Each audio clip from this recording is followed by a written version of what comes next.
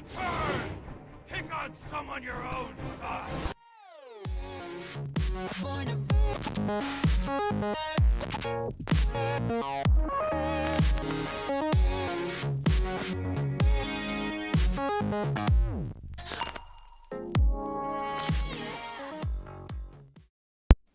Hey everybody, it's Marshall Monkey here. This is going to be my Riverdale episode 2 video, top 5 moments. We did get a little bit more. The second episode is way better than the pilot. The pilot, very rushed in some places. This episode has a lot of more room to breathe. They did a lot with this love square. I call it a square because Miss Grundy, Veronica, and Betty are involved. They did that in the first episode. Now that they've gotten through setting up the characters and that ginormous love square, they have so much more time this episode to do way more better storylines. And now we actually get down to the murder mystery part of the series. So the second episode already way better. I can tell the show is progressing, like it's getting better for each episode. We have to wait till the mid-season finale though, because that's when we really determine whether or not the show can really stand on its own with a lot of people. Because there's still some people that are doubting that the show will be that good. So we have to convince them, so we have to wait till the mid-season finale to see what the show really has. But let's get to the top 5 moments. So number 5, the group is on the mend, and what that means is that everybody's pretty much mending their relationships in this episode.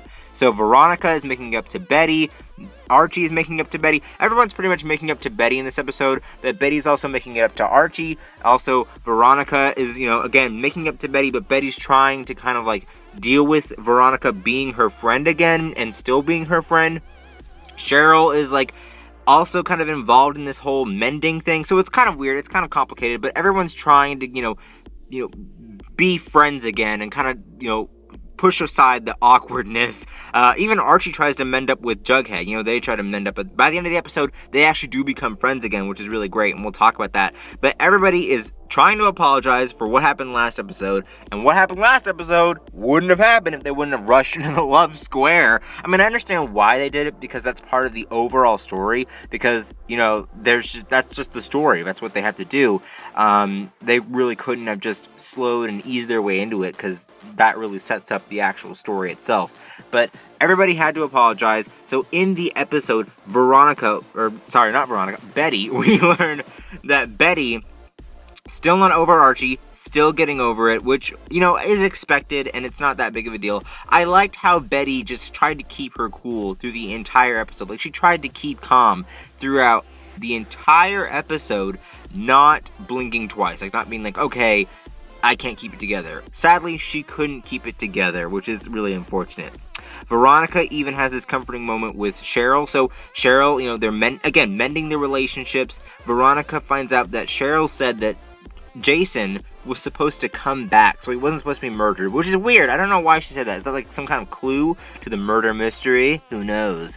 Number 4, Jughead investigates. So I really like this because I love Cole Sprouse's Jughead. I think it's fantastic. Again, probably my favorite character next to Archie. Like, both of those two characters, the two of my favorite characters on the show. And I'm not just saying that because I'm like a male audience member. I do like the female characters and the other male characters as well, but those two are just really strong characters. I feel like Cole Sprouse really brings it to the table. But in the episode, he finds out that Miss Grundy and Archie are having the relationship, the teacher-student relationship. He confronts Archie about it. They have this argument. So this is really interesting because this, happens before they become friends again. So what really brings them to being friends is that fight that happened in the student lounge, which I thought was also really good. So the reason why I like this fight is because it really adds to the teen drama of them being in the student lounge. We have Reggie from the comics. He's another Archie Comics character.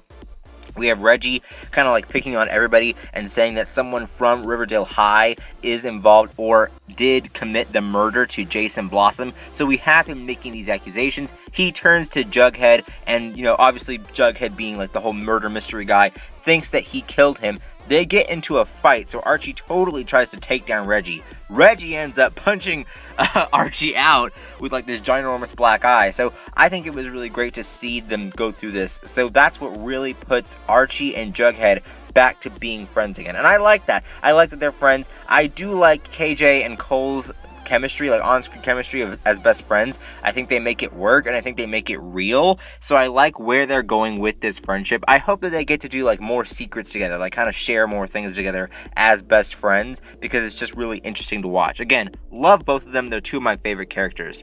But we have to talk specifically about Archie, because I feel like the whole world is just crashing down on him right now. Not only is the secret with Miss Grundy just awful, but we also, know that Betty is kind of upset still about it, the whole relationship thing. So Archie's kind of dealing with everything right now. But I think the worst thing is the secret with Miss Grundy, which is number 3. He wants to tell. Like, he finally decides, hey, I'm going to do the right thing and tell people about this. We need to tell the police that we heard the gunshot, that we were together. Miss Grundy tries to manipulate him, says, hey, if you tell everyone that we are in this relationship, I will go to jail. We will probably both go to jail. We will get in severe trouble, and then I won't be able to be with you anymore. This is a real relationship. Oh my gosh, trying to manipulate much. I mean, seriously, Miss Grundy. So Miss Grundy gets all upset. She doesn't want Archie to tell anyone about this. At the end of the episode, Archie goes to Mr. Weatherby's office. He's the principal. He's also a comic character. Goes to Mr. Weatherby's office to try to tell Mr. Weatherby about the relationship. Unfortunately, he doesn't get the chance because of what happens to Cheryl, and we'll get to that. That's my number 1. But it's really interesting. I want to see what's going to happen when he does tell them about the relationship.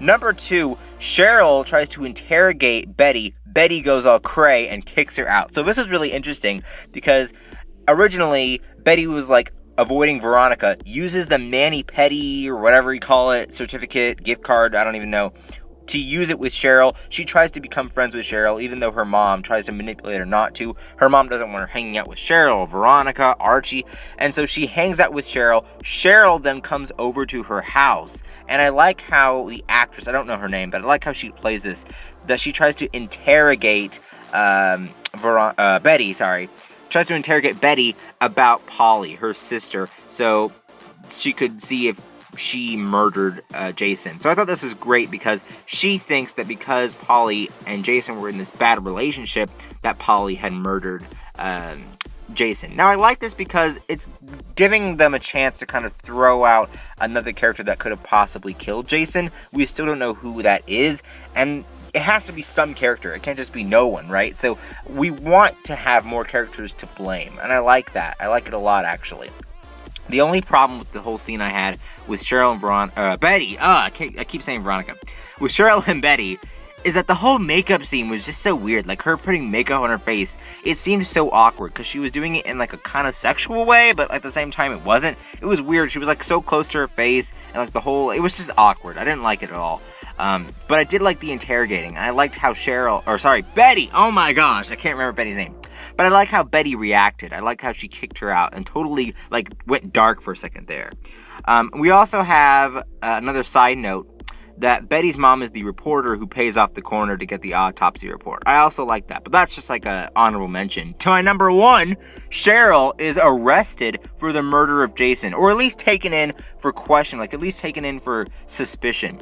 So Cheryl talks about this. She says that she's worried that that they found it. Well, I guess she's not worried, but she's owning up to the fact that they found something in the autopsy that confirms that she's guilty. So she gets taken away by the police from the classroom. And then we also find out that the autopsy states that Jason was not dead. He didn't die on July 4th. He was already dead for a week. So this is crazy because this makes no sense, right? It's like, wait a minute, back this up. So he's been dead that long. It's very confusing. So that's why they didn't find his body. So maybe he was taken. The gunshot was some kind of mistake. I don't know what was happening. But Cheryl knows something. Like, she can't not know anything at this point.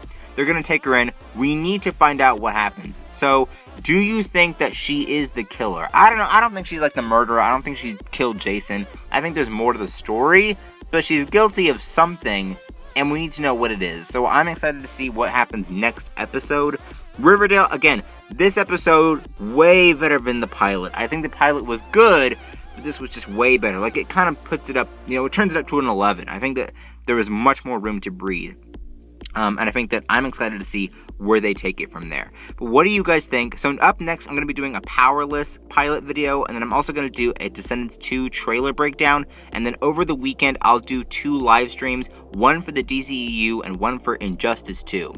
But again, comment down below, what do you guys think? Links to my other videos, links to my Twitter, Instagram, vlog channel, and gaming channel. Don't forget to like and favorite this video. Don't forget to subscribe, and I will see you guys later. Bye-bye.